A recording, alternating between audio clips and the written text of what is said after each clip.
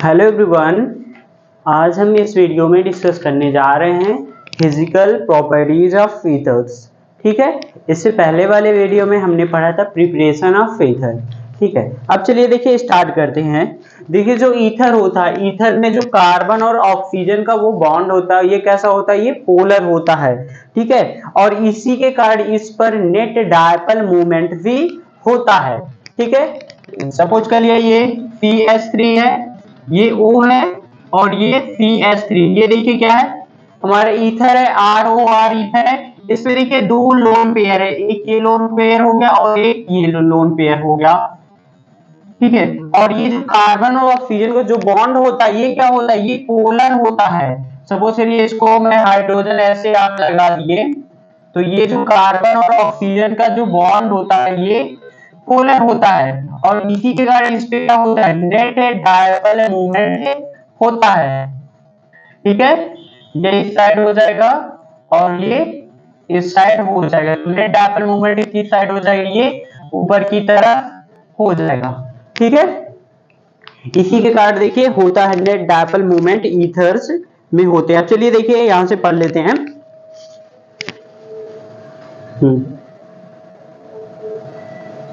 देखिए the CO bond in ether are polar and this ether have a net dipole movement, और ether के पास क्या होता है, नेट डायपोल मूवमेंट होता है।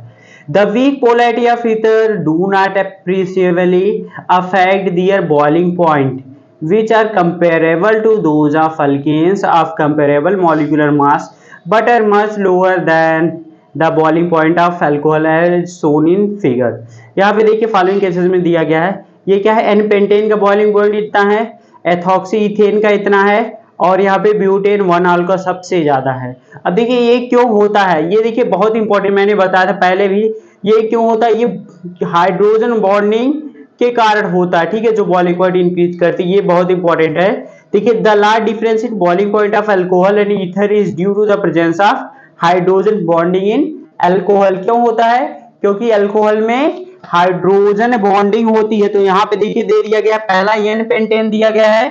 ठीक है, CH3 CH2, ये 3 टाइम्स फिर CH3, ये क्या है, एन पेंटेन है। फिर इसके बाद देखिए क्या, इथॉक्सी इथेन दिया गया है, C2H5O C2H5। फिर इसके बाद ब्यूटेन 1 दिया गया है, CH3 CH2 थ्राइस OH। ये क्या है, एन पेंटेन है, इथॉक्सी इथेन है, इथॉक्सी इथेन है, और ये क्या है, ब्यूटेन 1 ब्यूटेन 1।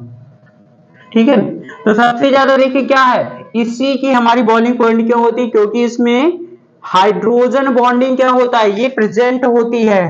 ठीक है, तो यहाँ पे देखिए 390 ये हो जाएगा, और ये 307 दिया गया है 0.6, और ये कितना है 309.1। ये बॉइलिंग पॉइंट है, बॉइलिंग पॉइंट किस में है, ये केल्विन में है। ठीक है, किस में रहेगी, केल्विन में है। ये क्यों होता है, क्योंकि अल्कोहल में हाइड्रोजन बॉन्डिंग प्रेजेंस होता है, इसीलिए इसकी सबसे ज्यादा होती है बॉइलिंग पॉइंट। ठीक है, अब आगे देखिए कह रहा है,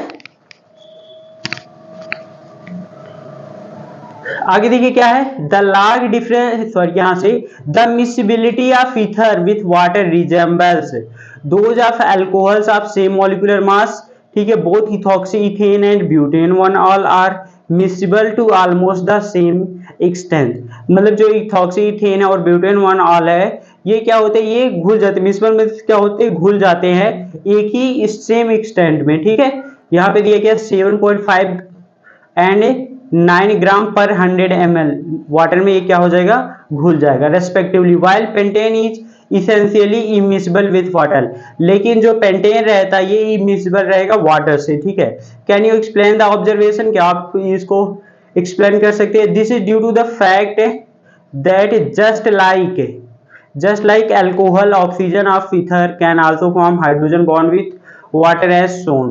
देखिए ये क्यों होता है। ठीक है, जैसे कह रहा कि जो ब्यूटेन 1 है, ये एथॉक्सी इथेन है और पेंटेन, ये सब वाटर में मिसिबल होते हैं कि नहीं होते हैं। ठीक है। ये देखिए क्या होता है, ये तो मिसिबल होगा, क्यों? क्योंकि ये वाटर के मॉलिक्यूल के साथ हाइड्रोजन बॉन्डिंग का फॉर्मेशन कर लेगा।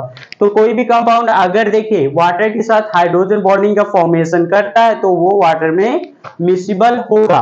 यहाँ पे देखिए ईथर है, ईथर सपोज कर लीजिए ये आर है, ये ओ है, ये आर है, इस पे देखिए दो लोन पेयर हैं, तो ये जो एक लोन पेयर है, ये जो लोन पेयर होते हैं, तो ये देखिए क्या करते हैं, ये हाइड्रोजन बॉन्डिंग का फॉर्मेशन करते हैं।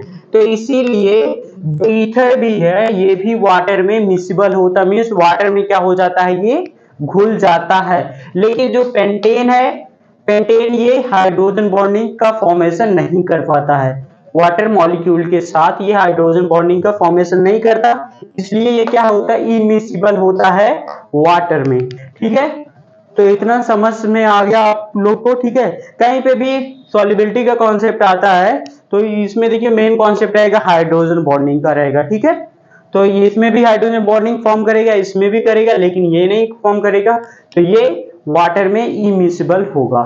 ठीक है, तो इतना देखिए समझ में आ गया। तो आज के लिए इस वीडियो में इतना ही। ठीक है, आगे केमिकल रिएक्शंस ये जो है कल बताएंगे। ठीक है, ओके, आई होप आपको समझ में आया होगा। Thank you.